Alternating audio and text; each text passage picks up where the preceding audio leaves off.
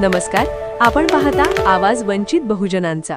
जिल्हा परिषद प्राथमिक शाळा शेवगा येथे प्रजासत्ताक दिन उत्साहात साजरा। परतूर प्रतिनिधी दीपक नाटभजन। शेवगा तालुका परतूर जिल्हा जालना जिल्हा परिषद प्राथमिक शाळा शेवगा येथे 26 जानेवारी प्रजासत्ताक दिन मोठ्या उत्साहात साजरा करण्यात आला।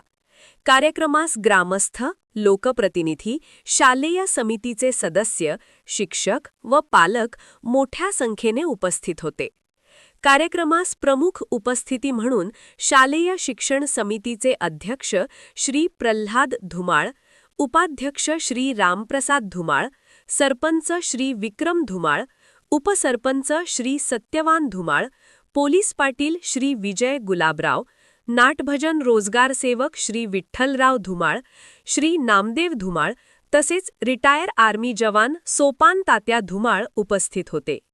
यावेळी अंगणवाडी सेविका संगीता तिवारी, मीरा प्रधान, शिवकांता प्रधान तसेच ग्रामस्थ काशीनाथराव धुमाळ, श्रीरंग धुमाळ, कल्याण धुमाळ, परसराम धुमाळ, संजय धुमाळ, पांडुरंग धुमाळ, नितीन धुमाळ, रामेश्वर धुमाळ, गजानन धुमाळ, सोमनाथ धुमाळ, योगेश वरकड, वैभव धुमाळ, सतीश धुमाळ, परमेश्वर शिंदे, दत्ता धुमाळ, महेश धुमाळ, मदन धुमाळ, मारुती धुमाळ, आतिश धुमाळ, योगेश धुमाळ, विष्णू मुजमुले, काकडे रामजी वरकड, हिमालय वरकड आदी ग्रामस्थ उपस्थित होते।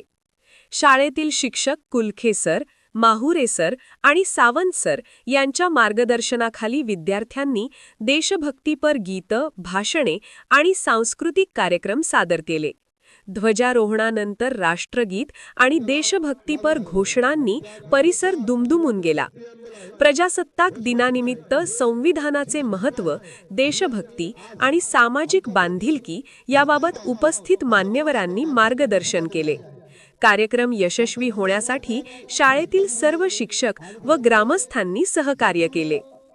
देशाचा कारभार, संपूर्ण कायदे, सर्व गोष्टीचा, सर्व धर्माचा त्याच्यामध्ये स्वातंत्र्याचा समावेश केलेला आहे आणि या आजच्या गणतंत्र दिवसाला म्हणून जास्तीचं महत्त्व आहे। या गणतंत्राच्या दिवसाने आपल्याला बोलायचं जर झालं, शाळेच्या ठिकाणी हा जो आज कार्यक्रम इथे होत आहे, या निमित्तानं मी जास्त काही बोलणार नाही, थोडक्यात सांगणार आहे। आपल्या गावची ही जी शाळा आहे, या शाळेला नवीन जागा मिळालेली आहे, त्याच्यानंतर नवीन रूम इथं होत आहेत, नवीन वातावरण आहे आणि सगळ्यात महत्त्वाचं म्हणजे नवीन शिक्षक सुद्धा इथं आपल्याला मिळालेले आहेत आणि चांगलं नियोजन त्यांनी आजच्या या कार्यक्रमाचं केलेलं आहे। सावंत सरांचा परिचय आमचा पहिल्यापासूनचाच आहे, सरांचा परिचय माझा नाही, आज तुमचा परिचय झालेला आहे आणि या गावामध्ये शाळेचं जे काम तुम्ही करत आहात, खूप चांगलं काम करत आहात आणि दिवसेंदिवस ही शाळा प्रगतीला आली पाहिजे, प्रगती ह्या शाळेची झाली पाहिजे। कारण शाळाच्या बाबतीत जे काही सुधारणा आपल्याला करायच्या त्याच्यामध्ये गावकऱ्यांचा जो सहभाग आहे तो फार महत्वाचा आहे आणि गावकऱ्यांचा सहभाग जर वाढवायचा असेल तर शिक्षकांनी त्यांच्याशी संवाद ठेवला पाहिजे आणि लोकसहभाग हा आपला ड्युटीचा भाग आहे। लोकांचा सहभाग शाळेच्या कामामध्ये वाढवणे हा आपल्या ड्युटीचा भाग आहे शिक्षकांचा आणि म्हणून आपण संपर्क ठेवला पाहिजे। आपण संपर्क ठेवायचे ठेवतो। जे सर आहेत आता ते रिटायरमेंट आले तर तुमचं आता संपलं आता, कारण तुमच्यावर काही आम्ही जास्त भरोसा ठेवणार नाही। चांगला इथं कार्यक्रम घेऊ आपण चांगली सेवा केल्याबद्दल, तर याच्यामध्ये आपण लोकांशी संपर्क ठेवण्याचा आपण टाळतो, कारण कसं आहे वेगवेगळे विषय होतात आणि मग आपलं काम सोडून दुसरे विषय होतात, त्याला ताण येतो म्हणून तो विषय टाळला जातो। कोणत्याही मिटिंग घ्यायच्या, कोणत्याही सभा घ्यायच्या म्हणल्याच्या नंतर गाव लेवलवर व्यवस्थित मांडल्या जात नाही, नुसतं वादाचं स्वरूप त्या मिटिंगला येतं म्हणून मिटिंगा त्या टाळल्या जातात। परंतु तुम्हाला आमचं पूर्ण सहकार्य राहील।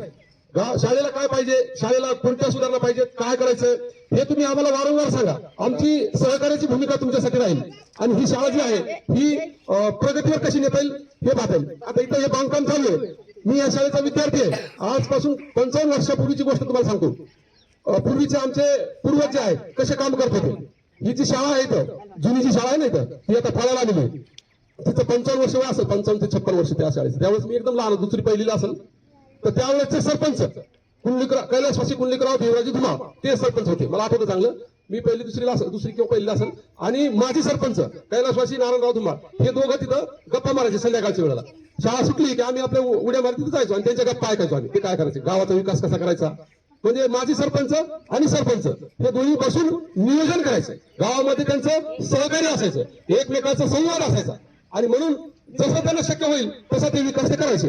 आणि त्या काळात संख्याही कमी होती विद्यार्थ्यांची, गावाची संख्या कमी होती, पण आता संख्या वाढलेली आहे, गाव वाढलेलं आहे, लोकसंख्या वाढलेली आहे, आणि म्हणून आपल्या गरजा वाढलेल्या आहेत, विद्यार्थी संख्या वाढलेली आहे. आपल्या गावाची विद्यार्थी संख्या एवढी आहे की आपल्याकडं 8वीच्या वर्गाला पण परवानगी आहे. 8वीचा वर्ग सुद्धा आपला सुरू होऊ शकतो, आणि त्याच्यासाठी शिक्षकांनी मेहनत घ्यायची. शिक्षकांनीच मेहनत घ्यायची असं नाही तर पालकांची मेहनत ही सगळ्यात महत्वाची आहे. पालकांशी तुम्ही संवाद साधा. आपले विद्यार्थी जे आहेत 3-3, 4-4 लाख रुपये खर्च करून इंग्रजी शाळामध्ये जातात. माझ्या शेवमध्ये सावंत सर असताना जवळजवळ 40 ते 50 शाळा मी तयार केल्या होत्या. एकही विद्यार्थी इंग्रजी शाळेमधला जात नव्हता. शिक्षक अगदी इंग्लिश मुलं असं इंग्लिश, आता तुम्ही भाषण केलं का तोंडपाठ इंग्लिश भाषण करायचं. आता तुमच्या मुलांनी जर इंग्लिश तोंडपाठ भाषण केलं तो काही इंग्रजी शाळेत कशाला जाईल. इंग्रजी शाळेचं तुम्हाला मी सांगतो, इंग्रजी शाळा सुद्धा मी तपासले, सगळं झालं. तिथं गुणवत्तेचे तुमच्यासारखे शिकलेले शिक्षक नाही, बीएड झालेले. आता तर आणखी तुमची अवघड टीईटीची परीक्षा लागू झालेली आहे, कारण तुमची बरोबरी कोणीच करू शकत नाही. आम्ही मागणी केली की खासगी शाळेला टीईटीची परीक्षा लागू करा तुम्ही, आणि तुम्ही जिल्हा परिषद शिक्षकालाच काय करायला लागले. शासनाला मागणी केलेली, परंतु तो शासनाचा भाग आहे ते होईल, परंतु जिल्हा परिषदेच्या शिक्षकाची कोणी बरोबरी करू शकत नाही. आणि एकदम तज्ञ शिक्षक आपल्या जिल्हा परिषदेमध्ये आहेत, आणि या शिक्षकांना जर योग्य वातावरण मिळालं, योग्य सहकार्य मिळालं तर आपली शाळा पुन्हा पहिल्या नावारूपाला येईल. 3-4 वर्षापूर्वी आपली संख्या भरपूर होती, परंतु ह्या 2-4 वर्षाच्या काळामध्ये विद्यार्थी आपले गेलेले. तर ते नवीन प्रगत शैक्षणिक महाराष्ट्राचे धोरण आहे. विद्यार्थ्याला कोणत्याही शाळेत प्रवेश घेण्याचा अधिकार आहे आरटीनुसार. त्याच्यानुसार कोणत्याही त्याचं उदाहरण असं आहे, त्याच्या मागची संकल्पना अशी आहे, ज्या शाळेमध्ये गुणवत्ता आहे तिथे त्याला चांगलं शिक्षण मिळतं अशा शाळेमध्ये त्याला प्रवेश घ्यायचा अधिकार आहे. म्हणून तुम्ही त्याला आणू शकत नाही, पण त्याच्यामध्ये तुमचा सहभाग जो आहे, तुमचं जे काम आहे संपत नाही. तुम्ही जर चांगलं शिक्षण दिलं, तुमची जर शाळा चांगली केली तर आपोआपच मुलं तुमच्याकडे येतील. हे गावाच्या बाहेर 4-4, 5-5 लाख रुपये वर्षाचा जो खर्च येतो तो खर्च सोडून इथं मुलं येतील ना, कारण इथं सगळं मोफत आहे. वर्ग मोफत आहे, तिथल्या खोल्या मोफत आहे, तिथं ते साहित्य मोफत आहे, शालेय पोषण आहार आहे, गणवेश आहे, पुस्तकं मोफत आहेत. अजून काय पाहिजे. हे सर्व एवढं सरकारनं तुम्हाला दिलेलं असताना आपले मुलं बाहेर जातात. ही क्वालिटी जर आपण टिकवली तर ही शिक्षकाची दुसरी जबाबदारी नसून ही पालकांची सुद्धा जबाबदारी आहे. पालकांना सुद्धा लक्ष दिलं पाहिजे, मुलं शाळेत येतात की नाही, ते अभ्यास करतात की नाही, त्यांचा शाळा सुटल्याच्या नंतर ते काय करतात, का मोबाईल पाहतात का टीव्ही पाहतात, हे पालकांनी पाहणं अत्यंत आवश्यक आहे. शाळा सुटल्याच्या नंतर शिक्षक त्यांची जबाबदारी घेऊ शकत नाही, ही पालकांची जबाबदारी आहे. म्हणून हे जर असं सर्वांनी मिळून जर लक्ष दिलं तर आपली शाळा पहिल्या सारखी पुन्हा नावारूपाला येईल. आणि म्हणून या ठिकाणी आज आम्हाला इथं बोलवलेलं आहे, आणि आमचा बोलायची जी मला संधी दिलेली आहे त्याच्याबद्दल मी आपला आभार मानतो. तुम्हाला वाटतं की माझा मुलगा इंग्लंडला जावा, तुमच्या मुलाला तुमच्या गावात राहण्याची पात्रता तुमच्याकडे नाही, तुम्ही तुमच्या मुलाची काय अपेक्षा करता. तुम्ही पहिलं आपलं गाव सुधारा, आपली गल्ली सुधारा, आणि नंतर मग बाहेर विचार करा. त्यांना आश्वासन दिलं होतं की सर तुमच्या पुढच्या वेळेस हा नवीन शाळेत कार्यक्रम होईल, आणि त्यांनी करून दाखवली. त्यांचे मनपूर्वक आभार आणि अभिनंदन सुद्धा. आज या ठिकाणी मी माझं येण्याचं कारण, जिल्हा परिषदचा निमंत्रण पत्रिका डावलून या ठिकाणी माझं इथं आवर्जून येण्याचं कारण की मला आमंत्रण 2-3 ठिकाणी डावलले, परंतु या ठिकाणी मी सहमताने या ठिकाणी हजर राहिलो फक्त तुमच्यापुढे माझे विचार मांडण्यासाठी. गावातली सुधारणा भरपूर झालेली आहे, आता याला फक्त कमी न पडू देता पुढे ढकलायचं आहे.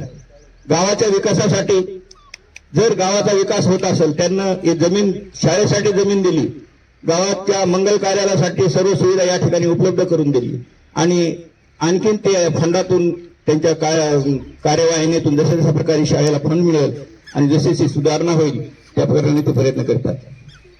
गावकरी त्याप्रमाणे प्रयत्न करीत असेल तरी मी माजी सैनिक या नात्याने शाळेमधील मुलांना मार्गदर्शन करण्यासाठी रात्रंदिवस तत्पर आहे.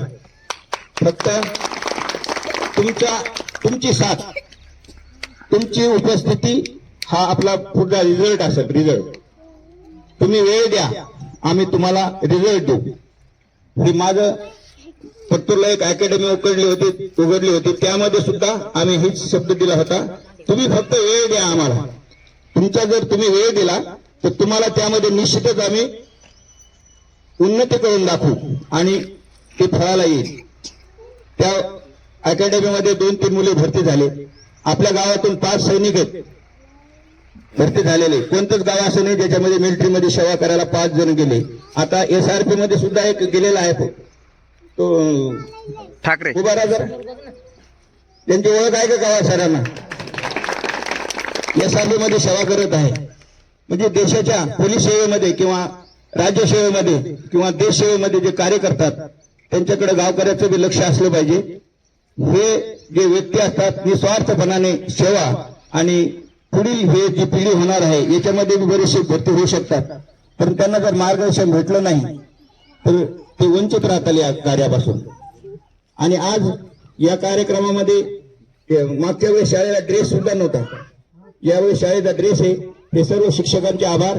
त्यांना योग्य पद्धतीने मार्गदर्शन करून सांस्कृतिक कार्यक्रमाचं सुद्धा नियोजन केलेलं आहे. या शाळेतूनच आता पारायण झालं होतं. त्या पारायणामध्ये 10 मुलींना सेपरेट सांगितलं, पारायण झाल्यानंतर सराव म्हणून घेणार आहे, तर 10 मुली आवर्जून आल्या. त्यांना एक